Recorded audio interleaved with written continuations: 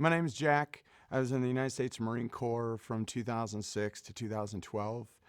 Served on the 11th MEU, went to about 6 or 7 countries around the world. I served in Afghanistan, was my most recent deployment. I was an infantry officer. Most of my day-to-day job was, obviously training Marines, managing expectations, setting up training plans, ultimately preparing them for a deployment. The first time I had a seizure was Thanksgiving 2010, and I had an absence seizure, which is you basically just lose all, you have no idea where you are, what you're doing, why you're there, who people are.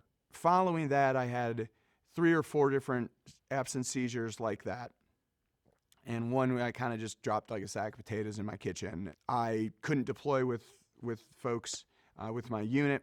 I was medically retired and kind of sent on my way. I kind of felt like my identity was diminished, and I didn't really know where to go. I tried a bunch of different jobs. I was a fit camp instructor. I was a real estate agent. I worked for a private developer. I mean, you just name it. I was trying these things. You kind of just start to change, and you feel like you're unraveling, actually. You feel like everything is just kind of falling apart. For me, I was diagnosed with Crohn's disease after the Marine Corps, and I thought that there was something going on, but my health just started dropping. It started going down. I started getting it just wasn't working out, which then put me into this downward spiral of, I then felt anxious about what I could do. I felt like I wasn't as strong as I was before. The people that I wanted to ask were also the people that I was most unlikely to ask, because it was like I was perhaps a mentor to them or they were a mentor to me. I started dealing with this anxiety and pressure, and all of a sudden I started going down and I felt like things were caving in, and maybe I do have PTSD, or maybe this is TBI or something. And it manifested into this, crazy, it was like a hole, and I was just falling. I knew I needed help, but I didn't know how to ask for help because I never really felt comfortable doing it before.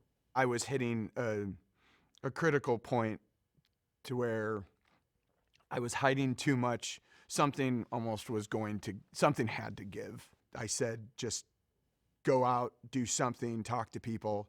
And for me, I talked to my parents, and that was hard, to say the least.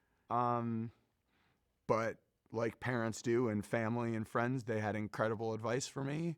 And it just relieved enough pressure for me to say, okay, it'll be all right. If I just keep doing that, and I keep this one line of communication open with my parents, then I'll allow myself to open up to another line of communication. I spoke with someone over at Mental Health. They didn't judge me. They didn't say, oh my gosh, do you have PTSD or you have this? They just talked to me and allowed me to talk too. I became vulnerable, and for anybody, that's never fun, but it was necessary.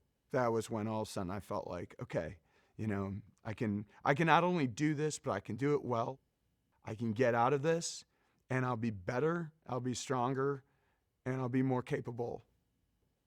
Once I talked to a couple folks who had already been through it, then all of a sudden, I started to regain some control. And they were like, hey, Jack, this isn't going to happen overnight. It's where it is.